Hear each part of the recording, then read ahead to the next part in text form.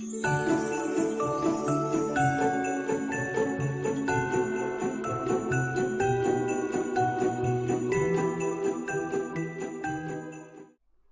guys, welcome back to the Hill Project. This is our final podcast of the year, so Merry Christmas, I guess, because it's Christmas in like 3 days. Yep. You're not fussed? Fair enough. I said or two. Or two? Yeah, we could be pushed. We could be pushed for time. So we're going to talk about the sort of the last month in wrestling on this podcast. We're going to talk about the TLC pay-per-view. We're going to talk about sort of some of our votes for our awards for the last year. We haven't got a name for it. It's like the Sammy Awards, but this time Big E's probably not going to win anything. Yeah. I mean, there's probably a chance that Sammy could win something. So, shall we start off with AEW, NXT, Impact? They're the three that sort of I haven't watched anything of. I mean, there's always someone that goes, why don't you talk about Impact? Because there's a reason we don't talk about Impact. There's nothing to talk about. It's awful. But can you run me through the last sort of month in NXT or AEW at all, lads? Because that's the ones I've not watched at all, really. Although, actually, we had a pay-per-view. Well, I'd say you've watched NXT. I It was have. a pay-per-view a month ago. Yeah. I have. 2 weeks ago. 2 weeks ago, which was great. Sorry, yeah, it was great. But I didn't watch any of the build-up for that. So if What pay-per-view was it, mate? Throat hurts, bro. it was Of War Games! Right, okay. So, obviously, during War Games, we had, obviously, the War Game, two War Games matches, the women's and the men's. Team Candice, Team Shotzi, with Team Candice winning. We had the Undisputed Era versus Team Pat McAfee. Undisputed Era winning. We had Ciampa beating Thatcher. Loomis beating Grimes in a strap match. And we had Gargano becoming the new North American champion. again. Again, I missed any of the build-up. You two seem to enjoy the build-up for it all. Yeah, I didn't mind it. Yeah, there's not an awful lot to say, really, because things have moved so fast in NXT since War Games. There's a lot happened towards New Year's Evil, which is their next one, already. It's...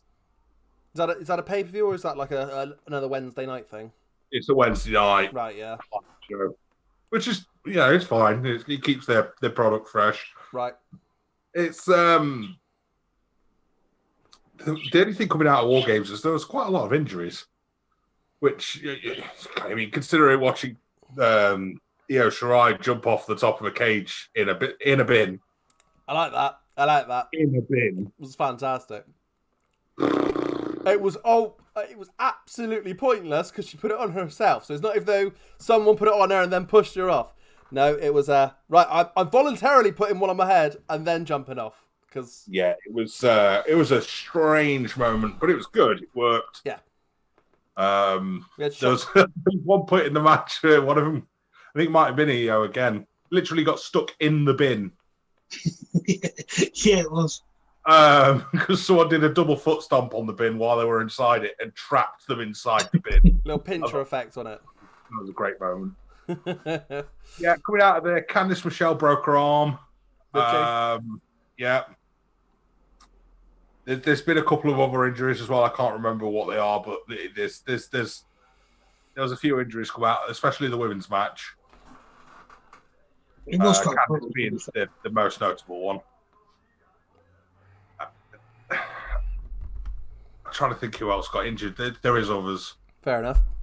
Sorry. No. I mean, like I said, we've had a lot of wrestling in the last month, not just only on the main rosters of WWE, but NXT, and I know AEW's had a few things going on.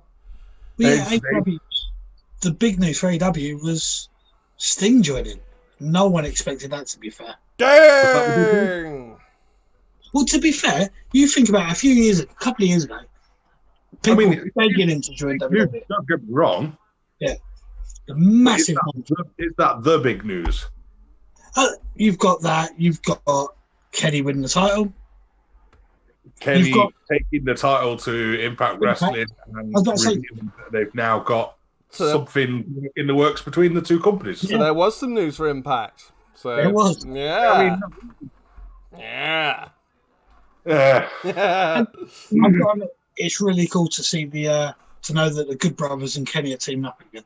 I can't stand them, so I'm not their biggest fan. I did enjoy Bullet Club back in New Japan. Speaking of which, January 4th, come watch us on Twitch. We'll be doing Wrestle Kingdom. It's going to be pretty much a blind watch for me. I've watched no more than 5 matches from New Japan, to be fair.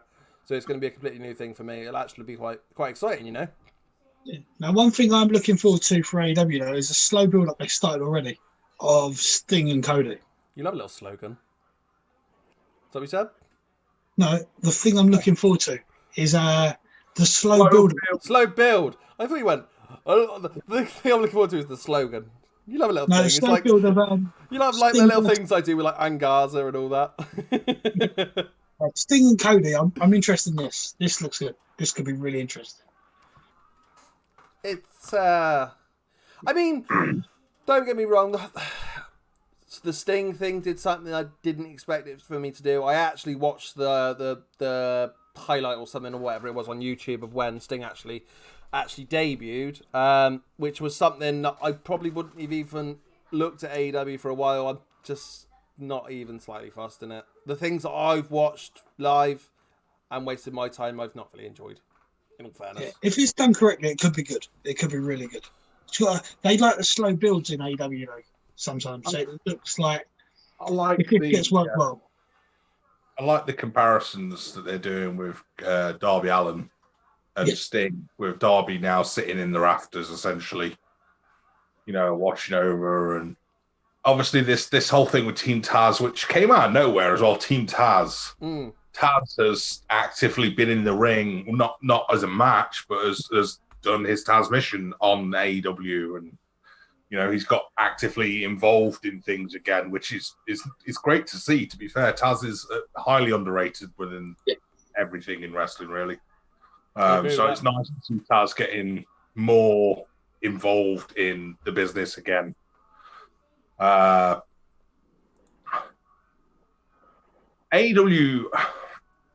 I mean, I give them a hard time, but I give them a hard time because people blow so much smoke up the backside that I don't want to just be a sheep and fall in line. Equally, I'm the same with WWE in the opposite regards. People just give it such a time that I don't want to just fall in line and be like, yeah, they're crap. Because there's good and bad in both. And AEW have done fantastic with certain things. Absolutely amazing. I've really enjoyed the product, to be honest with you.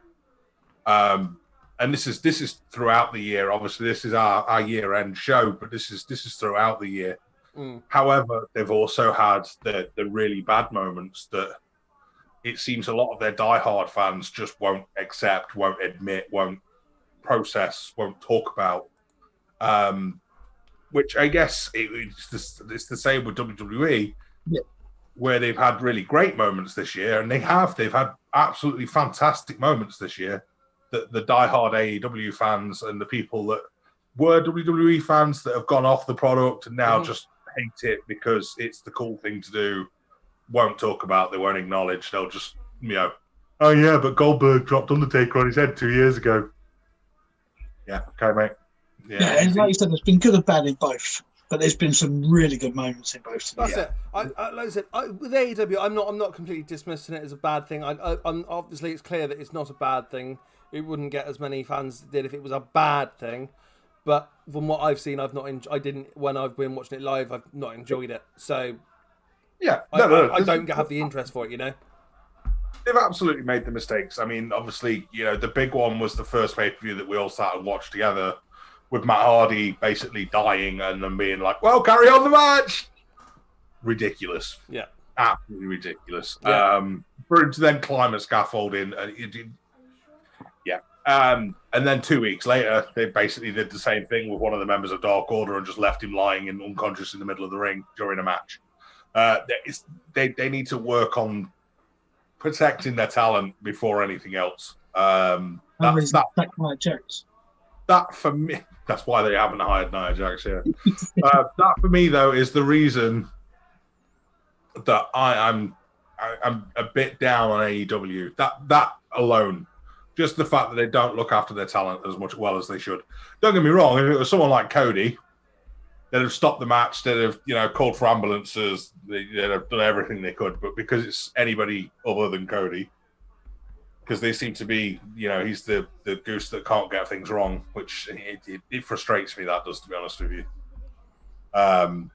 Same with the Bucks as well. I don't get it. Don't get it. We're not really fans of the Bucks. No. I still like Cody, so I can't say I dislike Cody. I like Cody. But yeah, like I said, it's just everything goes towards. I don't want to say it's all based on him because obviously it's partly his company, but a lot of it does. A lot of it at times does become a bit of the Cody show, and it's bound to happen. So I can't really knock him for it. It's bound to happen. It's your own company. You want to be involved in things. If you can do the booking, then you will do. You'll be involved in the booking. Yeah, absolutely, and it completely makes sense. I know people moan about nepotism and all the rest of it. I get it. At the end of the day, he's using himself as a top character because who are you going to have more trust in? The person that's got an actual stake in the company is obviously going to be more reliable to the company than anybody else. It makes complete sense. Yeah. Just a bit frustrating. That's all. It annoys me a little bit. But yeah, AEW have done fantastic. The whole stuff with Impact at the moment, I'm very intrigued by. Although I haven't watched a lot of Impact, the few bits that I have watched this year, they have improved. They just don't have enough. So I think that's their biggest problem. There's not enough eyes on the product, so they almost coast at times because of the fact that they know no one's watching, so they don't care. I think with this working with AEW, it's starting to open up a lot for people now. Yeah. People have to watch it to see what's going on. Exactly. And from what I've seen so far, it's been semi-interesting. It's not much watch TV, and I can't lie to you all. At the end of the day, there's 2 hours of SmackDown, there's an hour of AEW, there's 2 hours of AEW, there's 2 hours of NXT, there's 2 hours of SmackDown, there's however many hours of New Japan, there's 2 hours of Impact. There is so many hours of wrestling. It actually becomes irritating how much there is because it's like you can't cover it. And even myself, like I'm at home all the time. I sit and watch telly. I can't even sit and watch it all. I just can't. It's just so much wrestling. Yeah, and it's just too much. I love wrestling. I love wrestling, but yeah, it just becomes too much. It almost becomes a job to actually have to watch all of it, and it's ridiculous. Yeah, it's. So I mean, and then having AEW and Impact together and doing things together, then potentially that reduces on what shows where all the good ones go. They'll probably split up the good things between them potentially. I don't know. It's hard to tell what the way they're going to go. Nice if we just did like a highlight show of the two, wouldn't it? Yeah. But that sort of does round us out for the last month with any other business. And of course we had the pay-per-view last night for TLC. We did our watch along live on our Twitch at twitch.tv/The Hill Project. And I actually watched wrestling this month, guys. I know. Hold your applause. It was impressive. The actual guy that actually should be watching wrestling and making your wrestling videos for YouTube is actually watching wrestling. So should we talk about sort of what's gone on the last month? What we'll probably do is we'll go through the pay-per-view and we'll do it match by match, and we'll talk about the storylines for each match as well. Cool. I think that's probably the best way because we could get lost and we'll miss things out, and it's sort of annoying. Maybe if we'll just sort of focus on the pay-per-view itself and the storyline's based around that. I mean, yeah, we'll start with the pre-show. So, 8-man tag match. Big E, Daniel Bryan, Chad Gable, Otis defeating King Corbin, Sami Zayn, Cesaro, and Shinsuke Nakamura. It's a random bunch, isn't it? I forgot that happened already, to be honest with you. But, I mean, it's very, very crucial, though, isn't it now, at this point? Because we have Big E and Sami Zayn, I mean, technically, fighting for the title for the IC Championship tomorrow night. Although it will not be aired till Christmas Day. Because Big E finished with the pin in that match. The challenge comes straight during the pay-per-view, wasn't it? Yeah, it was announced during the actual pay-per-view itself that that was going to be happening on SmackDown. So that's our Christmas Day. That's our Christmas Day thing.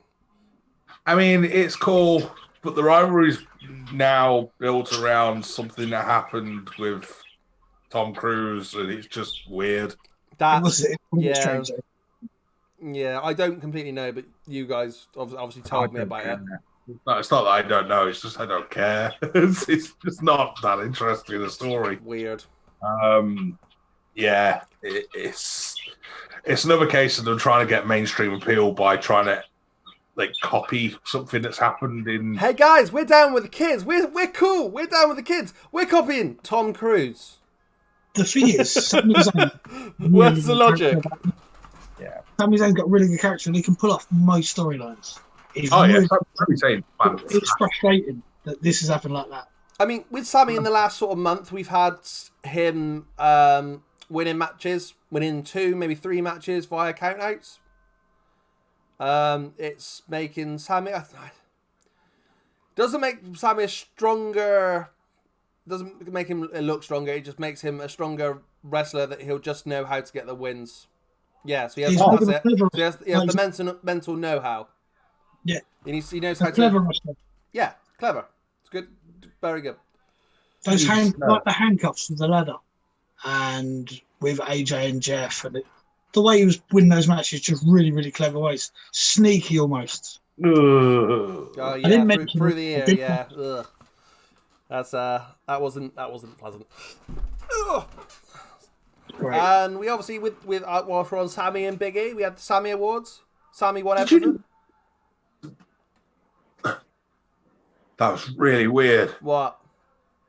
So I felt like I was watching one of our videos just then because you cut.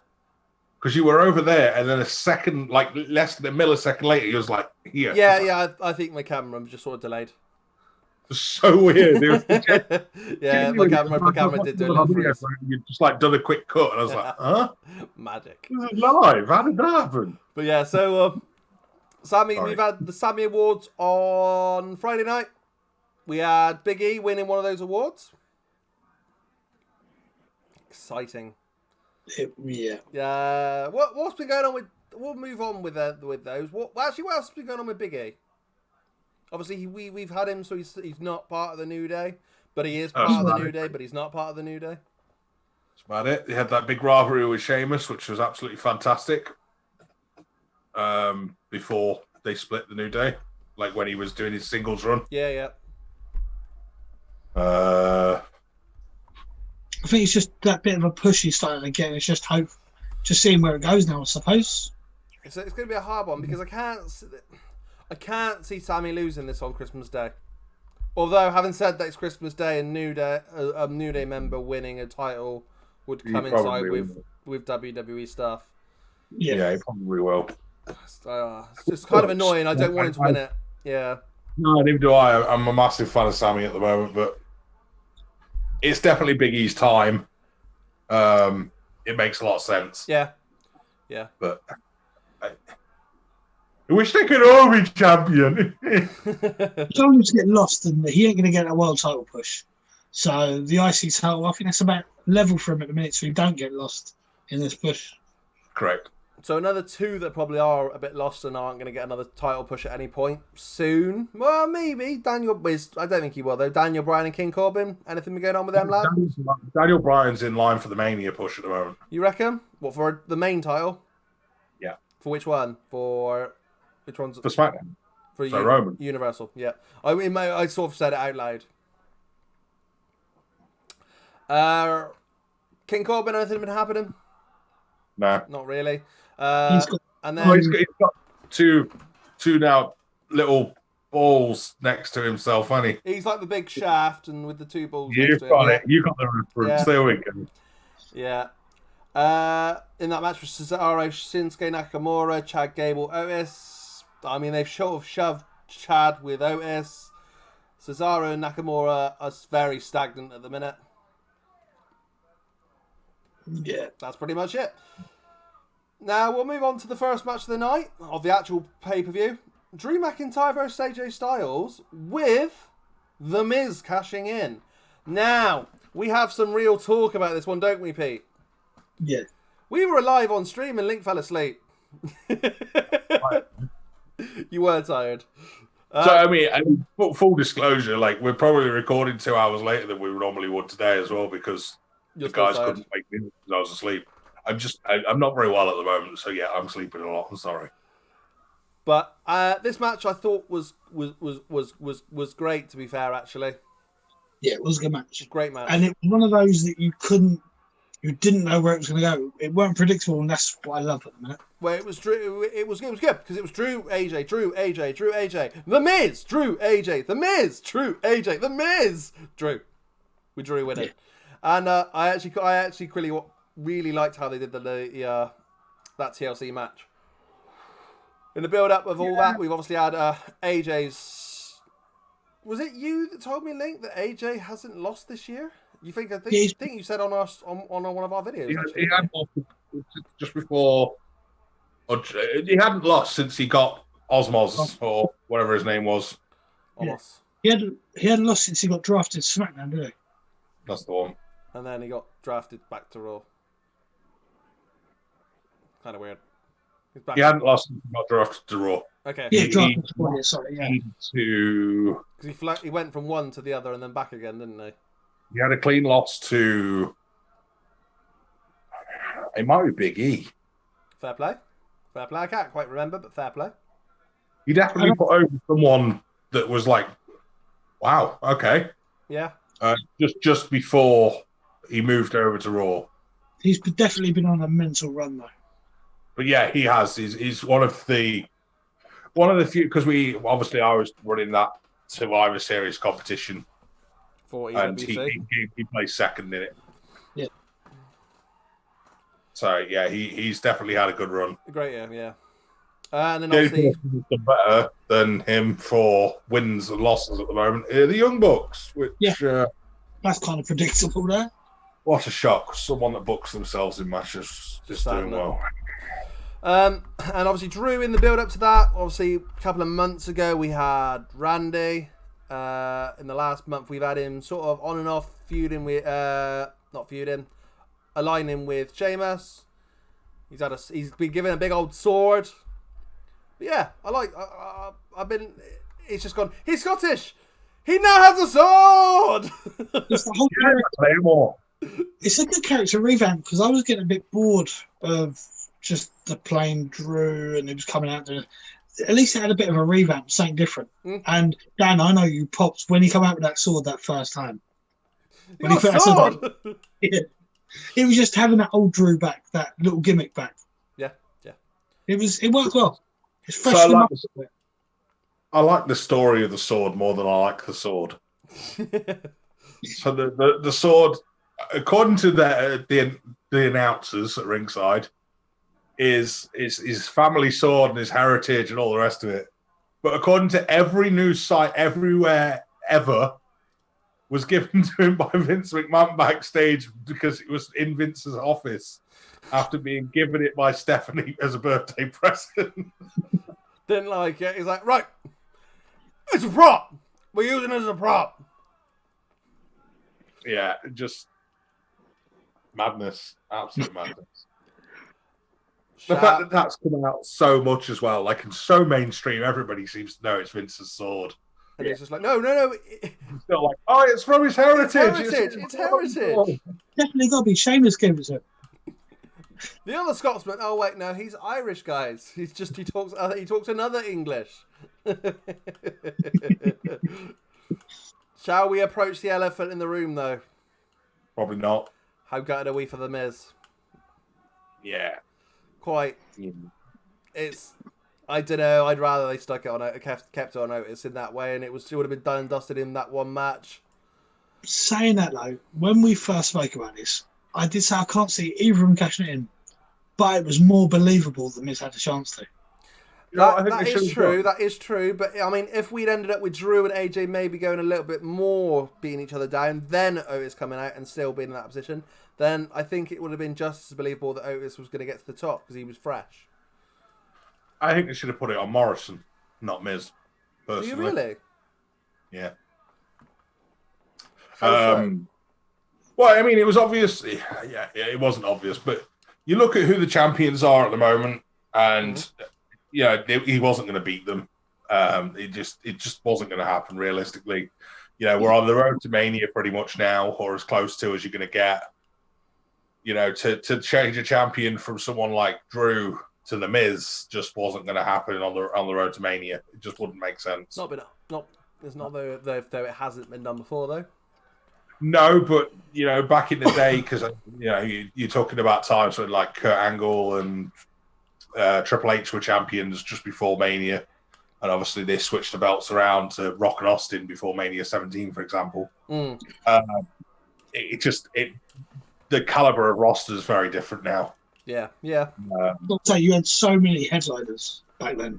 Yeah, and they don't hotshot the title as much either. It stays put for a lot longer than it used to, which people don't seem to give it credit for, but it does stay put quite a long time now compared to what it used to. Well, the fact is, it was yesterday. Drew overtook number of days as WWE champion. Took over the Undertaker.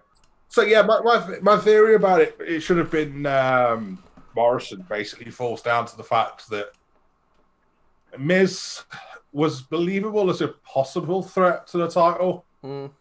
Otis didn't make sense as the holder at all.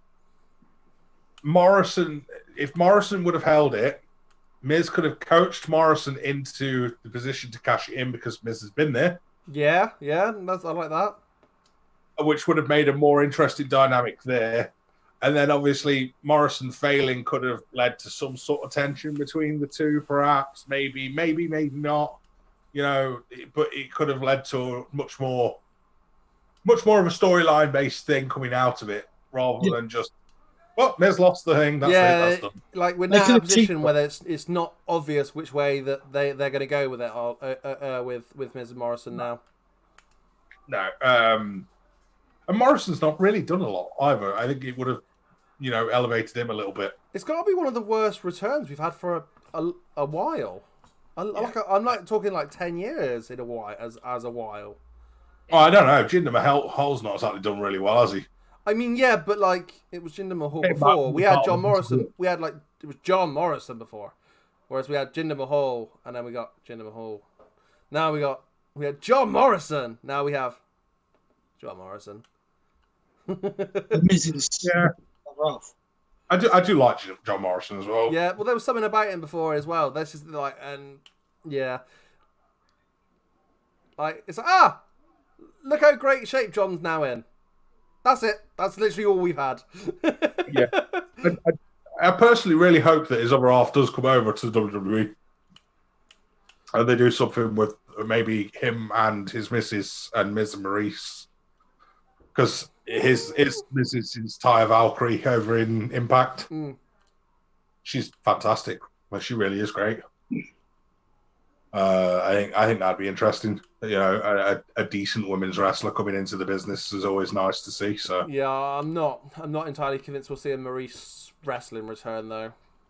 I don't think.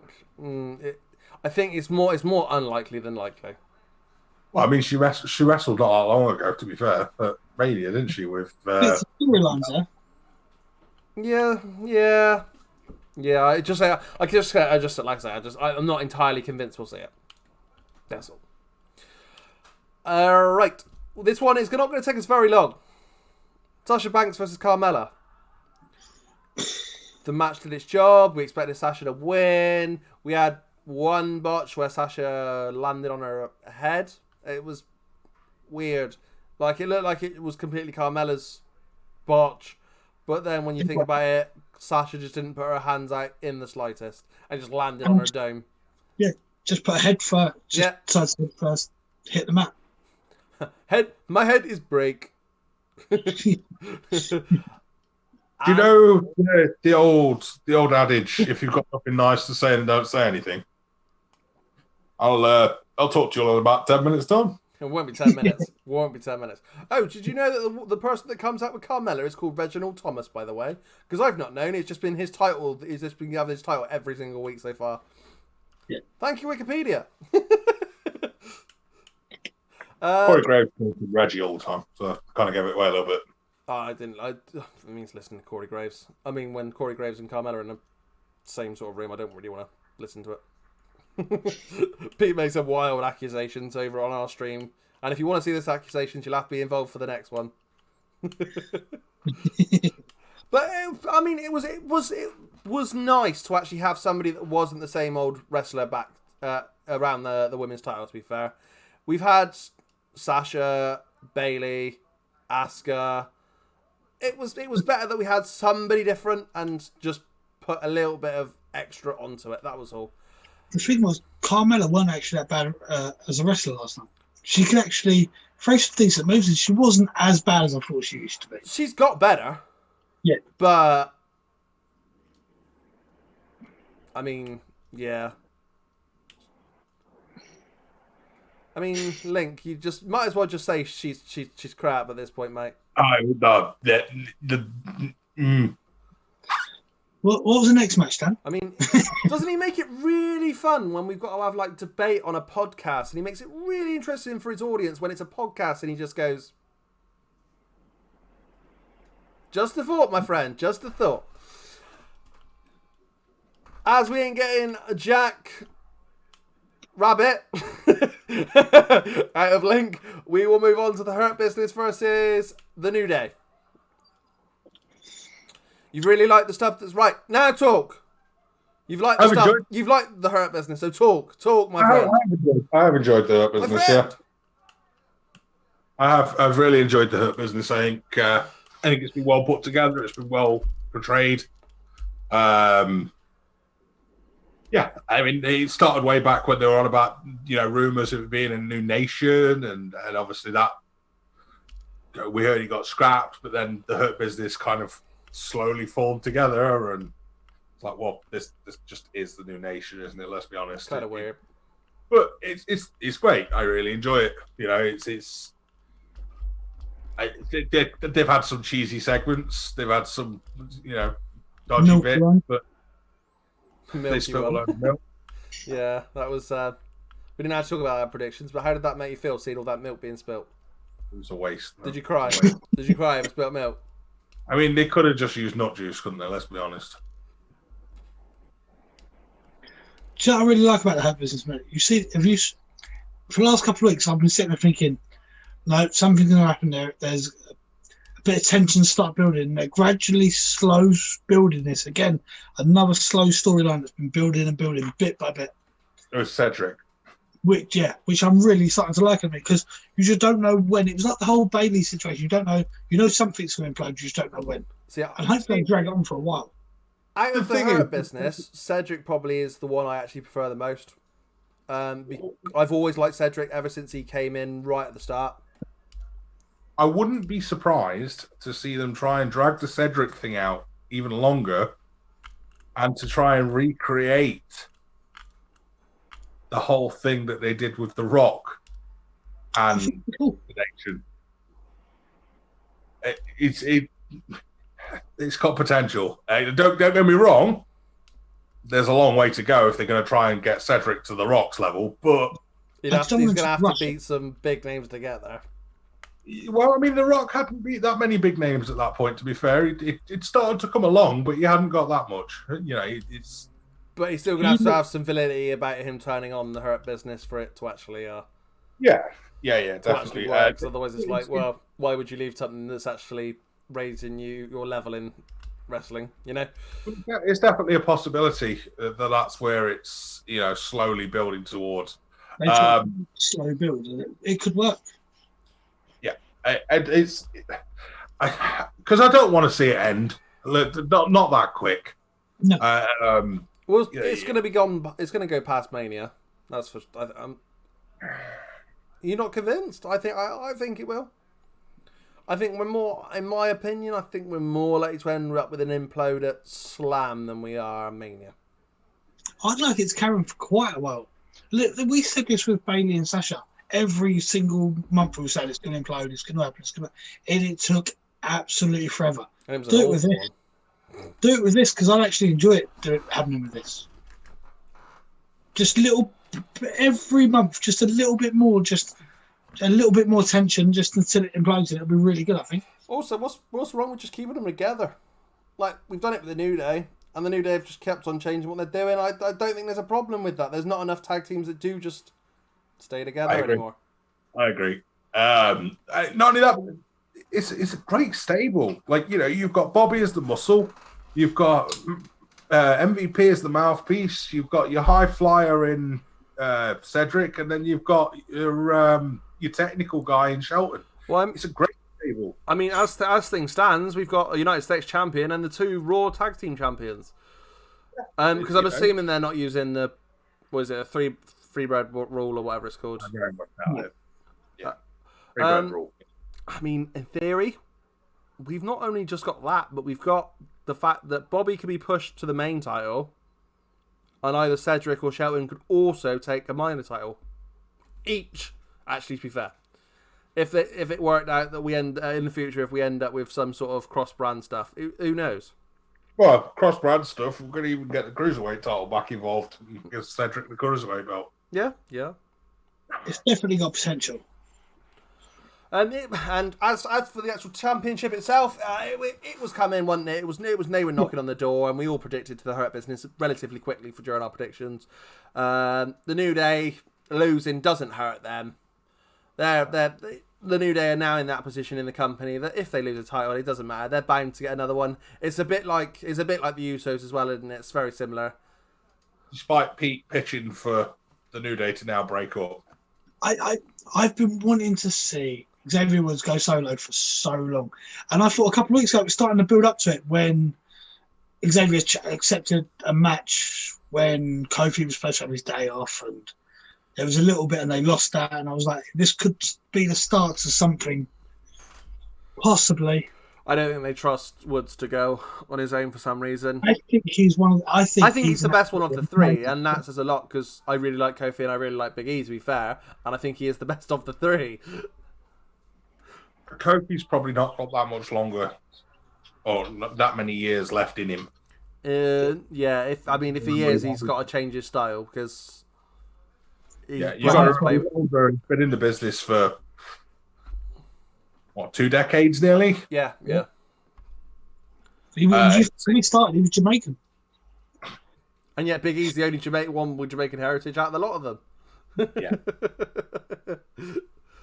But yeah, so to me, it wouldn't be surprising if Woods does get his solo run as Kofi starts to fade out his in-ring time and become more of a manager. Yeah, potentially. Let's hope so. I in all fairness, I probably could see Woods being out of the company before that happens. I don't know.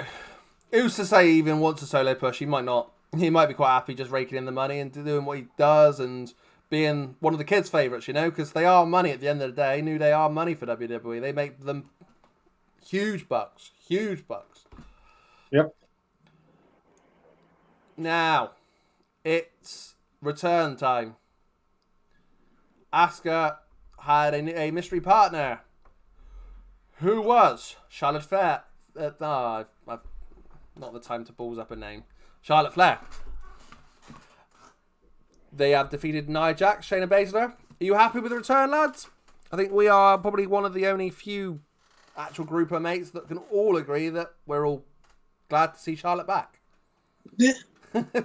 There's always one mate that doesn't like it, or does. There's always that one that does like it, but I think we're the 3 that do all prefer when Charlotte's back in wrestling. I think it's fantastic, personally. Yeah, women's division definitely needed someone like her, or Ronda, or Becky Lynch to go. And look, she's come back. It's going to definitely do well for the women's division. It's that bit of a push that's needed. Just again, it's just always it just gives it that mix up and stops it being stale, because we've all moaned that actually I think we all used to really enjoy the women's wrestling, but we looked at the pay-per-view last night and we all went for both of those matches, and that's a bit sad after what we've seen over the last 3-4 years. Well, look, no one trusts Nia at all ever in the ring. It's just not safe. That's clear. And she's got that reputation now, and I don't think it's ever going to be shaken. I'm not going to speak about the other match, and Shayna's amazing. I think we all agree that Shayna's one of the best things they've got in the business. And the fact that she's older than Charlotte Flair, I think, isn't she? Yeah, I think so. By a fair few years, and like you think you sort of like, well, I think she's nearly 40 if she's not actually already. And the fact that she goes how she does is like, yeah, damn, she's a bit of a beast. And then you've got Asuka, who again, I think everyone kind of really highly rates. Yeah, I know I do personally, and I think the only other woman that's on that sort of level on the whole roster really is someone like Charlotte. I think Charlotte's head and shoulders above the rest of the division, to be honest with you. Yeah. And she's got everything. She's got the charisma where she can cut promos. She's got the presence, the name, and she's fantastic in the ring. Like, I'm hard pushed to even name anyone on the male side of things that's better than Charlotte in the ring. There obviously are, but she is absolutely fantastic. She can wrestle technical, she can wrestle high flying, she can wrestle powerhouse. She can do it all, and it's very rare that you'll find someone that can do that. And I don't think she's given the credit she deserves, because people are overcritical of her because of the fact she's got Flair as a name, and because she's already been a 12-time champion, which, in all honesty, I think she's deserved to be a 12-time champion. She is fantastic. Well, the thing that I'd be looking forward to is, I've noticed a lot of time when we start to watch women's matches lately, we look for botches, because we know they're not 9 times out of 10 they're going to happen. You don't see one with Charlotte Flair match. You very, very rarely see a botch. Yeah, agreed. She's just really, really good. And the thing is, she can carry people as well in that ring. So yeah, it just makes me kind of excited to watch a women's match again. Can't argue with any of that. It's sort of fascinating actually with how far the women's division's come, because I've just had a quick check. The fact that we obviously had TLC last night, TLC last year, main event was the Kabuki Warriors versus Becky Lynch and Charlotte Flair. So that was probably Charlotte's worst match, because she. But that says the level. Got a little bit carried away. She what? She got a little bit carried away. Can you not remember? No, not off the top of my head. She basically killed Kairi Sane. Right, yeah. She gave her a concussion, then just carried on, just battering her against the floor. It's like, oh god. But we were talking that's level of main event with a 26-minute match for a TLC match for the women's tag, and then you look a year later on at the exact same pay-per-view and you think, this is the match that they need to rebuild that title, because that title has died in the last year, in my opinion. Absolutely died. Yeah. I mean, it's been used to progress other stories, basically, between the champions. Yeah, you look at Nikki Cross and Bliss held it to sort of amplify their story of their friendship and everything. Hey, we are actually friends. We're not just gonna have Bliss turn on turn on me. Yeah, and then which he has now, obviously. And then again, we had it for Bailey Sasha. That's the one. Bliss and Banks. Not Bliss and Banks. Yeah, I even said it. Bailey and Sasha. Been a long day. I'm sorry. Yeah, they did it for that because we were all constantly teasing the will they, won't they break up thing, which, it seems that belt has just been there to hype up a rivalry between the two champions, which is kind of weird. It's not really the way it should be done. Kind of worried that it's going to happen again, though. I think it is happening again. I think Charlotte's going for the Raw Championship, and I think she's going to take it from Asuka. It wouldn't surprise me if now we get the feud between Nia and Shayna from it as well, because that's, you know, they were put together as an odd couple. But that scares me though, because I don't want Nia touching Shayna, and no, but I think it will just make Shayna look more of an absolute beast. I think out of all the women on the roster, Shayna's the one that could probably tame Nia. Yeah. To be fair, yeah. Let's be honest. She'll put her in a place. It's, do a wrong move. There's going to be a fair few stiff shots, isn't there? A couple of potatoes. But yeah, so that's where we are with the. That's the pretty much all of the women's sort of division as a whole. Really, what we've covered so far. Roman Reigns versus Kevin Owens. This was by far the most obvious result of the night by a long way. It was. But we thought this match, it should be good regardless, because Roman Reigns stuff has been we thought right. Huh? We thought right. We thought right, and we thought it was like Roman Reigns stuff's been my favourite stuff of the last couple of years, and Owens is without doubt one of the most trustworthy guys to put on a great match in WWE, and it was good. It was a good match, really good match. So I read an interesting article about Kevin Owens earlier on today, because he'd been doing media work hyping up his match for last night. Right.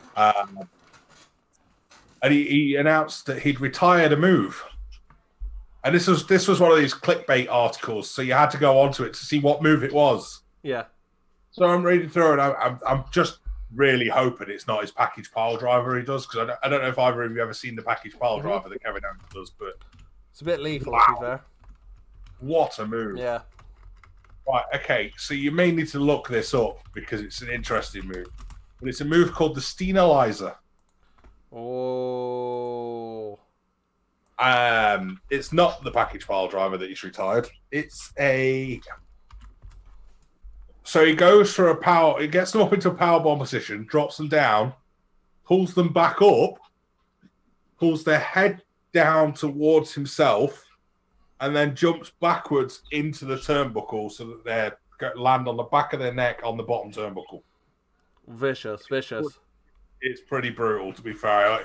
I completely understand why he retired the move. He said during the interview, he's like, I wouldn't take it.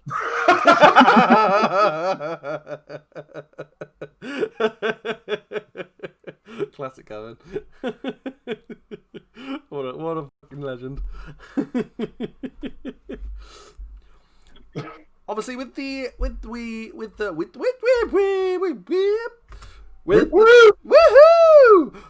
build up of all that, we've had obviously the continuation of the Roman stuff with Jay, and Jay really cemented his place with Roman last night. I don't think we'll see any issues again. I don't think there'll be animosity for a long, long time between Jay and Roman now. Yeah, I mean, we'll see. You reckon? We'll see. Jay's coming back at some point. Well, that'll be the next thing. I think they've sort of lined it out with Jay, so now it'll be carbon copy repeat with Jimmy. That's what I'm worried about. Yeah. It easily go exactly the same. It's just you go against your brother as well now. Does concern me, that one. Does concern me. So we'll have to see what happens there. Kevin Owens has taken another loss to sort of help propel a storyline. Hopes of a Rumble win, lads? I don't think he's going to get a Rumble win. What I really, really want him to do, and I know I know he'd have to sort out brands and that. The IC title, I really want it to be pushed up and elevated back to where it should be. And I think the one person that could do that is Kevin Owens. But then, are we talking a Sami Zayn, Kevin Owens feud again? I don't know. I think it's become done a lot, and you can only have so much of a good thing. Yeah, I don't even know if it's just Sammy. I think it's just having the belt on Kevin Owens. You remember a few years ago when The Miz had it? It was taken to that next level for the IC title. And I think that's what it needs again. It's become very stale very quickly. And I think, to be fair, both titles have become stale. On the whole, the US and the IC haven't really done a lot for the last 3 years. Yeah. So it'd be, I think, even that one. Obviously, it's the right. No, it's not. Which brand? No, she is on SmackDown. You're right, Pete. So he could go for the IC. But again, a movement. I could see him having a good storyline with Bobby Lashley if we wanted to put him on the US. I loved him as the US champion before with that was in the Jericho feud, wasn't it? Yeah. Owens as US champion. US champion, I think it was. Because we had 2 Canadians going for the US title. I remember rightly. I'm not sure, mate. To be honest with you, I think I'm right, but I can't guarantee it. Yeah, I just think he needs that push. I don't think he's going to get a world title, but he definitely needs up there. He's just below that for me at the minute. Yeah. And take one of the other belts, push it, elevate that. If you can't, he's not the bit to push, bring the belt up to him, kind of thing. Yeah. That's where I would. And at one point we were sort of thinking about the last year it was, wasn't it? Last year's War Games, he was on NXT, and maybe that an NXT run might do him some good and rebuild, come back up again, and go for the world titles. Obviously, sorry.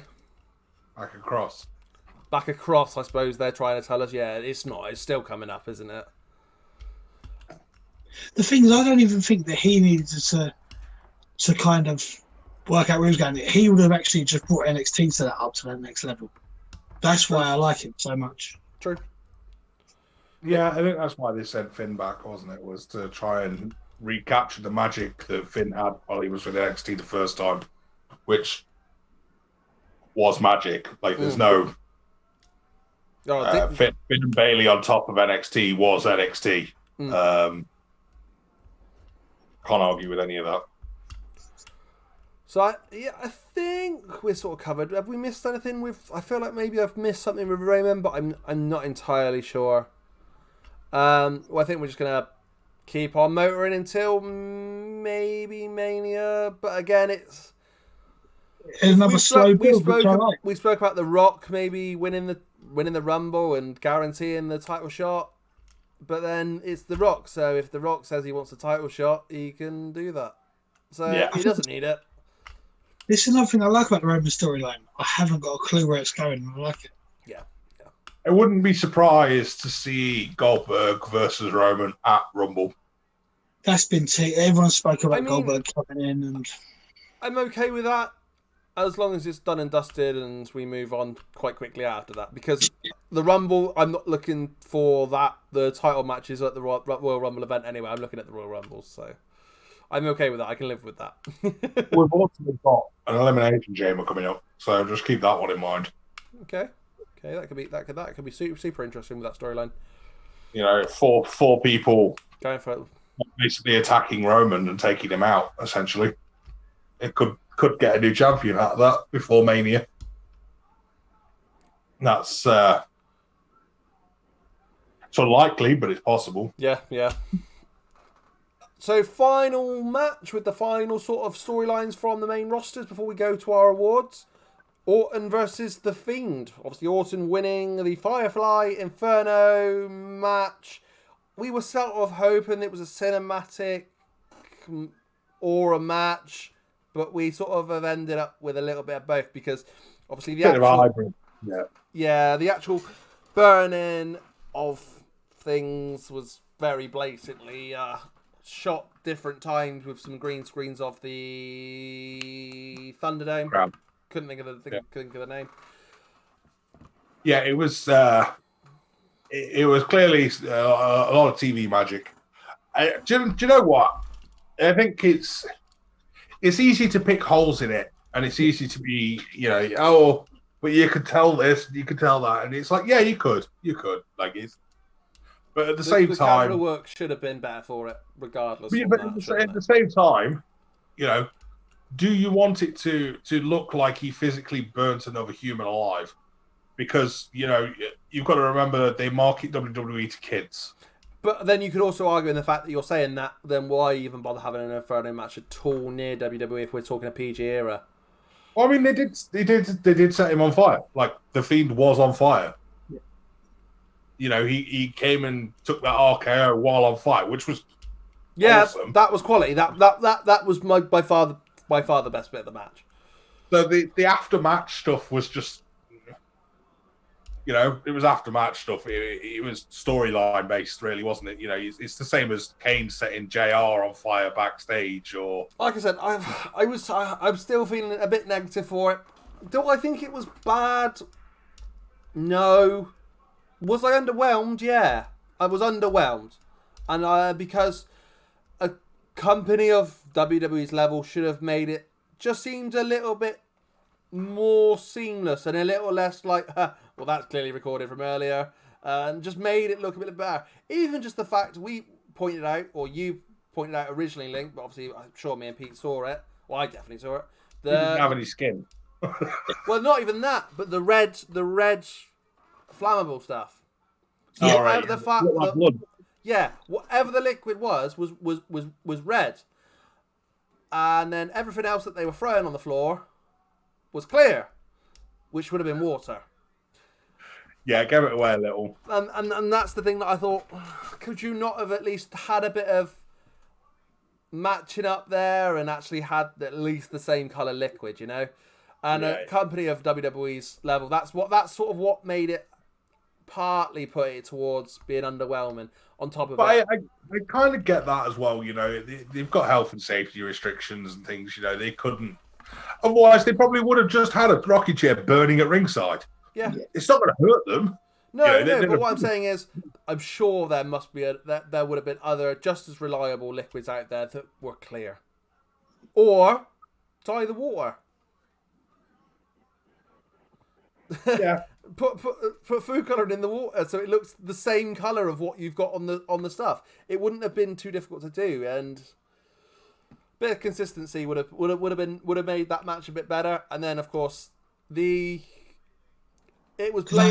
did look exactly like they just burnt a Fiend costume at the end, didn't it? Yeah.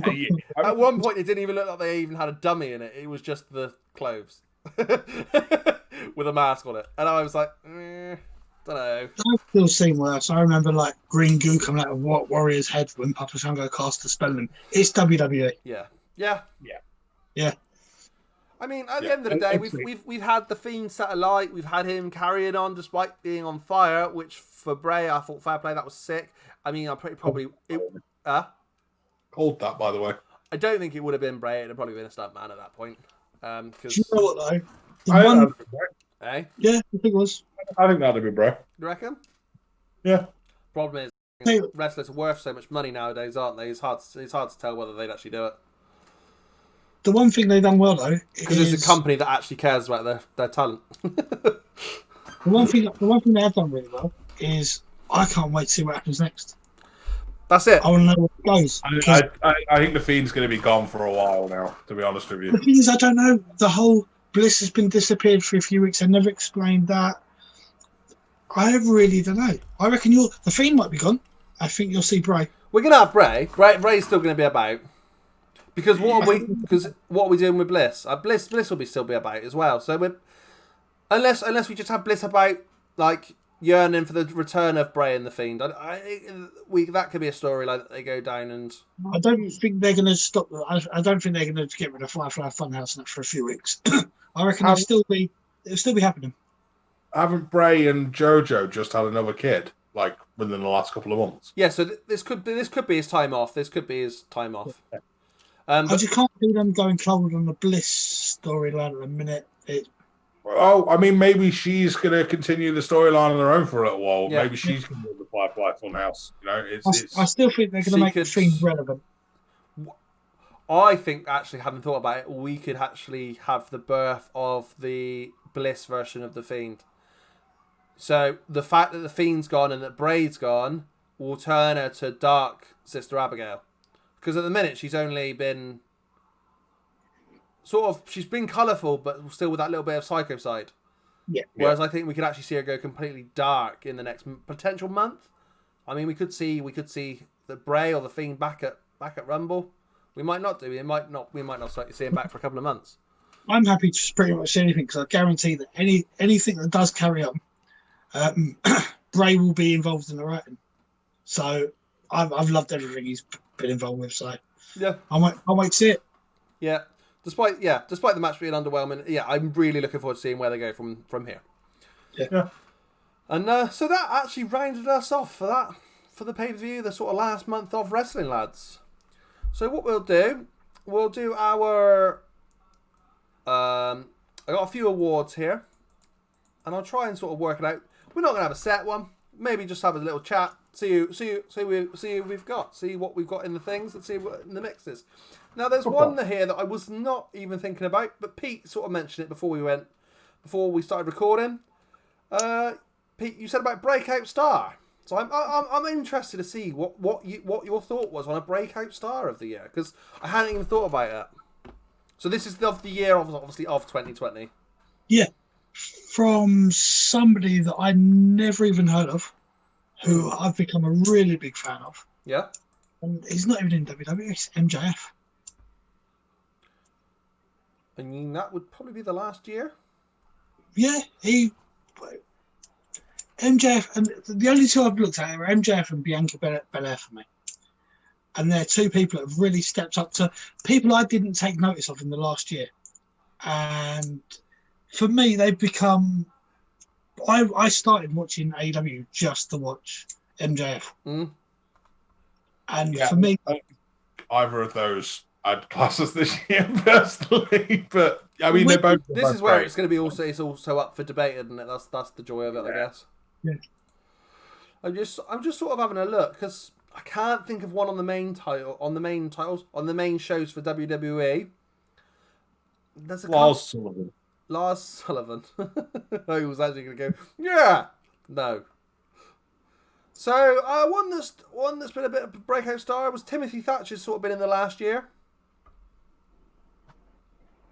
Yeah. But another one that we've only seen wrestle twice that we did not even expect to be the level, and has added a lot, I think, to NXT. Pat McAfee. He's another one I was... Actually, good shout. Very good shout. Pat McAfee, for me, unsurprisingly, probably would be my breakout star of the year. And crazy, really, when you think about it. Yeah. Do you know what? I think you're right. I think you're right. Pat McAfee, people like Karrion Kross just stepping in. It's not really a breakout star, though, because he was Karrion was doing his thing elsewhere before this year, wasn't he? A crossover in Impact. Whereas Pat's come from literally nowhere. Absolutely nowhere. Yeah, that's... like, there was not even... Pat wasn't even talked about as being a wrestler at the start of the year. No, Pat's a very, very good shout, in my opinion. Thank you. Well done. So we actually, so I say that we haven't got one. We sort of have got one. Yeah. So I think another person that this might be their breakout year. It's not their first year by any stretch, but as a breakout year, it's Kyle O'Reilly. He has stepped out the nose a bit, hasn't he? Yeah, that's actually that would actually be a good probably second place after Pat, because it's shown that he's been given a sort of chance at a few title shots now, hasn't he? For the singles. Well, he's on his second one now, yeah. So it's, considering he's a traditional tag champ or wherever he's been. But yeah, I'd agree with that as a pretty strong second, to be fair. But yeah, same thing. MJF, great, but it was a sort of started last year deal. These two could go hand in hand, and they probably will. Moment of the year, return of the year. These will tend to go sort of in hand, because Edge's return, it was huge. It was a huge return. It probably is the return of the year, but it also was a great moment. Another moment that you can't disregard. Roman Reigns turning up after his leukemia battle within a week, having Paul Heyman with him. Well, I was about to say, there's two that made me go. There was two moments that made me almost pop. and that was the minute we see Paul Heyman, when that camera turned around and Paul Heyman was standing there. So yeah, so I mean, so in theory, there's sort of 3 there as well. With obviously with Roman returning, Roman's would be a return, I suppose. So the moment would be with Heyman. And I think the only other bit that made me pop, and I think it got all of us, was that one bit on Horror Show when Alexa Bliss turned up on that screen. I will never forget our faces because I looked straight at you two. The minute Bliss was like, all of us just Like, went, it wasn't like stand out, but it was something that all of us went, oh, together in sync. So return obviously is Edge. Like I can't debate that. It's just it is this year the best return was Edge. I was there. You know, it was. Oh, mate, it's a hell of a return to have. Moment, I actually have 2. Yeah. And I can't personally decide between them. So there's Johnny Gargano with the key at, in your house.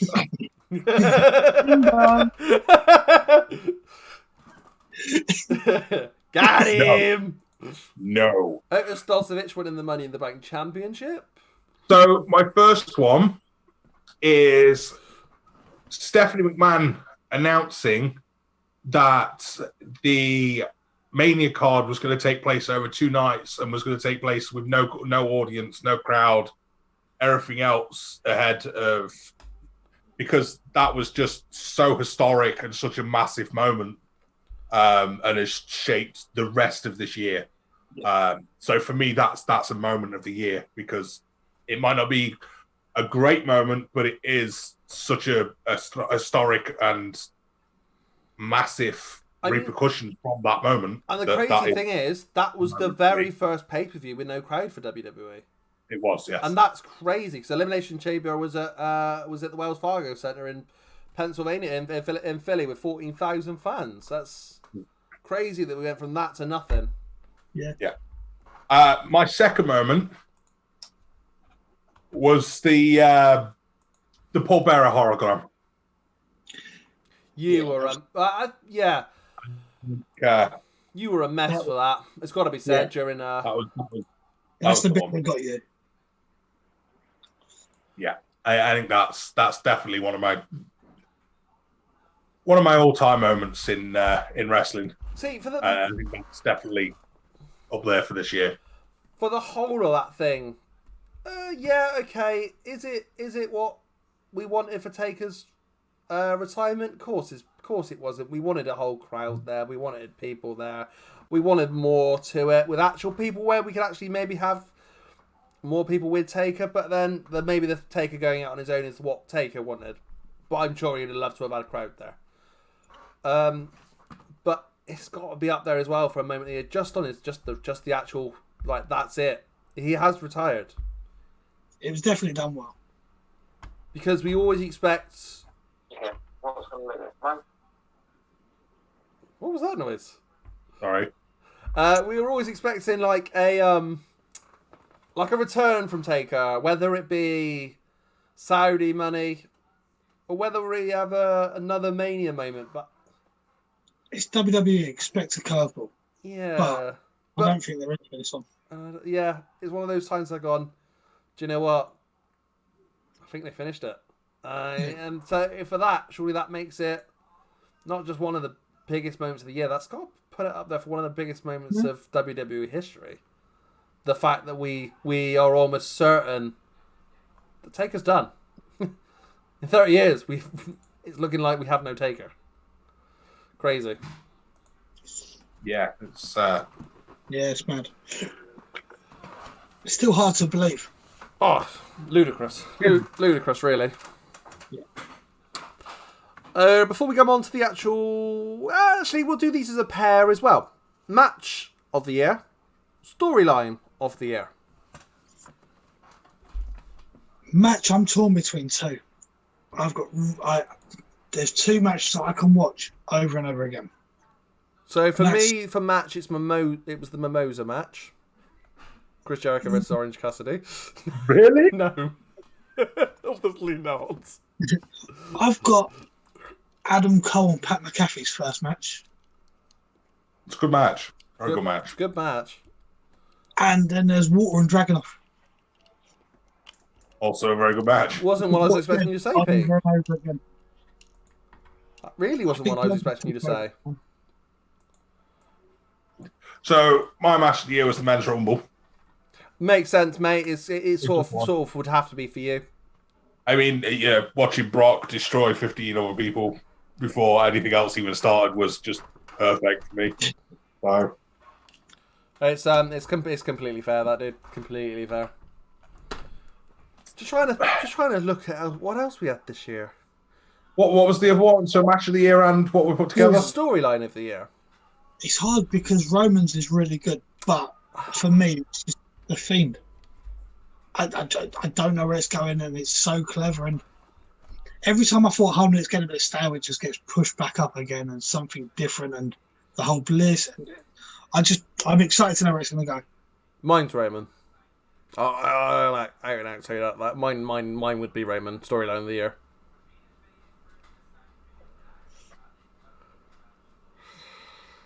Yeah, I think mine's probably Roman.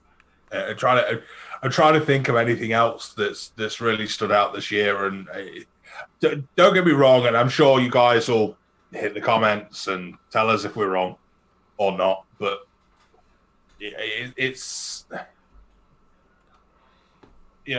a long year. It's been a crazy year. Not in wrestling. Wrestling's been pretty great, but they've done well. They've done awfully well considering, haven't they? They have. What about the greatest wrestling match ever? Is that one in the talk for the best match of the year? No, it was terrible. I really didn't enjoy that match. It's ridiculous that match went for 45 minutes as well. I still can't They believe actually recorded it in one go as well. Crazy. Yeah, they recorded it all in one go apparently. Even the bit where the guy got in between them with the camera and looked up at them while they locked up. Yeah, that was all in one go. The cheeky little crotch shot. Weird. For match of the year, I can't believe we overlooked Rey Mysterio's eyeball. I was going to say that as a joke, to be fair. The eye versus eye match. Yeah, the Money in the Bank should be mentioned as well, to be fair. There has been groundbreaking the Money in the Bank match, to be fair. Where Ray and Aleister Black just got lobbed off the roof and were back on Raw the next week. Yeah, that was stupid. That bit was stupid. But the fact that we had a Money in the Bank ladder match at WWE headquarters was historic. Whether it was good or not, it was pretty cool. There was a few little obviously moments with the legends just appearing out of nowhere. Or just popping out of the toilets and stuff. Who was it? Was in the toilet. No, Brother Love was in one of them. Yeah, Preacher was in it. It was just weird. It was a weird old bunch. Yeah, it was just very, very strange, but it was good. It was good. I enjoyed it. Yeah. So then we have the final three that we could easily do together: male wrestler of the year, female wrestler of the year, tags of the year. Female wrestler of the year for me is actually really easy, and it's probably not someone you'd initially think of, but it's Bayley. It was one I had initially thought of, in all fairness, mate. She held the belt through most of the year. She had pretty great storylines through most of the year, and she's put on great matches. Like, she's really done amazing this year. Yeah. So I think Bayley probably tops out the female for me this year. And I've got to admit, for male, it's hard to look past because of what started at the Rumble right at the beginning of the year is Drew. It's hard to look past Drew. His whole story started at the Rumble, really. I agree. Yeah, You've had a whole year of just a mental push. Yeah. I think we'd be doing a disservice for the male if we didn't mention Jon Moxley as well. I know, obviously, we're not the biggest AEW fans, but he held the world title over there pretty much the entire year. Did some great matches. I'm not an Ambrose fan. I'm not a Moxley fan, but he did do really well. And I think it'd be unfair to not mention him. Yeah. I think that's fair. I think that's He fair. wouldn't win, but he definitely deserves a mention. The thing is, with the women's, I'm sort of struggling to come up with anybody that would even be near. So Sasha's, in terms of accolades, has obviously had a great year. She's still got the chat. She still won 3 championships. But why would you even mention Sasha? Because she has won 3 championships, mate. It's you Yes, you can't get away from. Well, I can't. I'm hosting. I'm hosting the Zoom call. You get if you're going to mention another female, the only other female that's going to come close is Asuka, because obviously. And she that was won the one I was women's- about to say before you told me to get out. Well, you mentioned Sasha, like She's won more titles this year. That's the only thing based on her own personal accolades.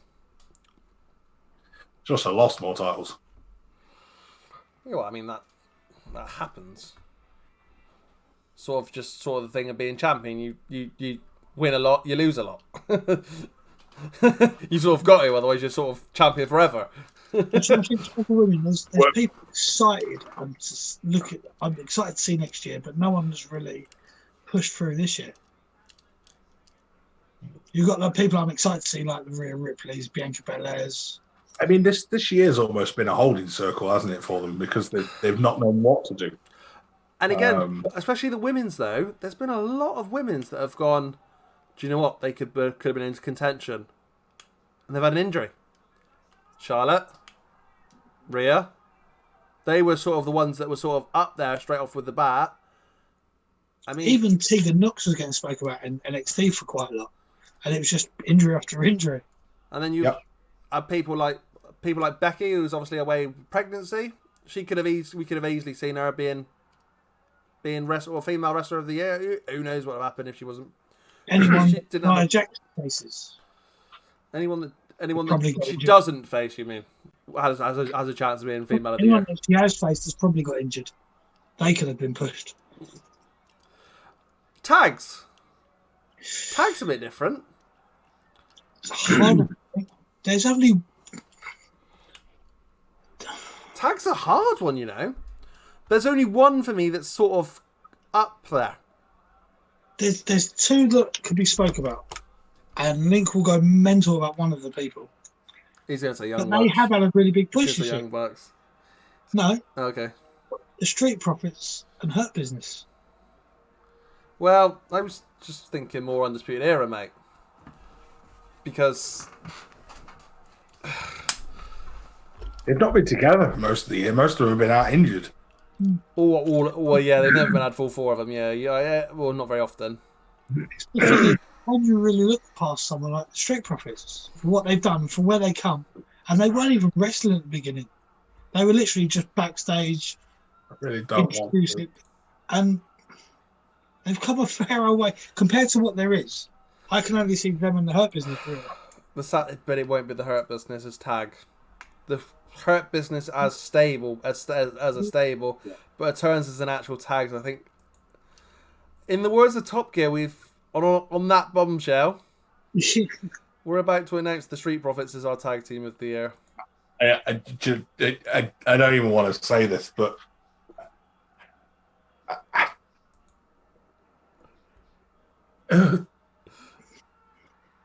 we've got to. Oh God, You're not going to give it to those, are you? we've got to. We've got to put them into consideration because they've had a fantastic year. Ah, No, we don't. The New Day have had a good year, guys.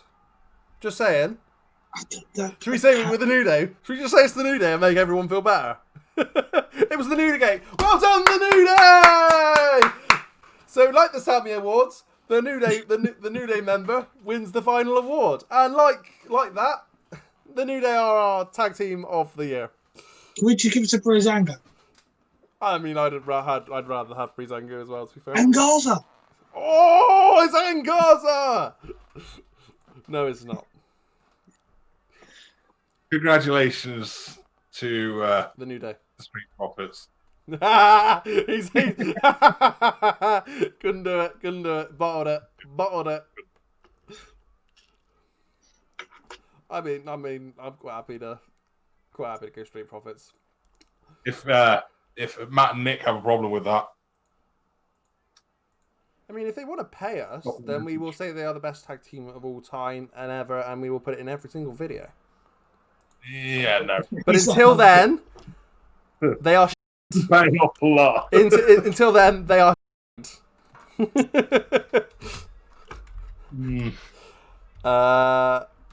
So yeah, that pretty much rounds us out, lads.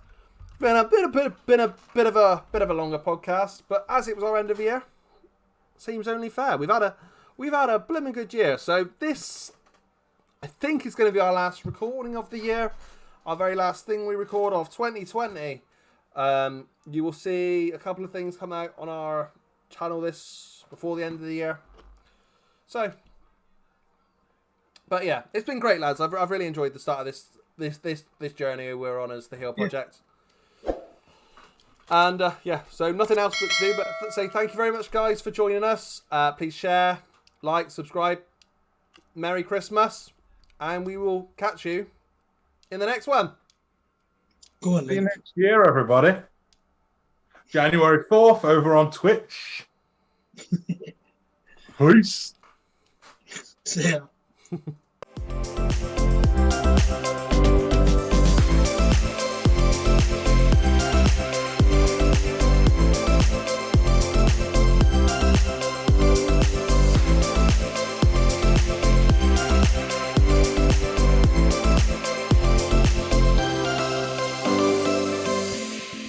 Should we just say it's the New Day and make everyone feel better? It was the New Day. Well done, the New Day!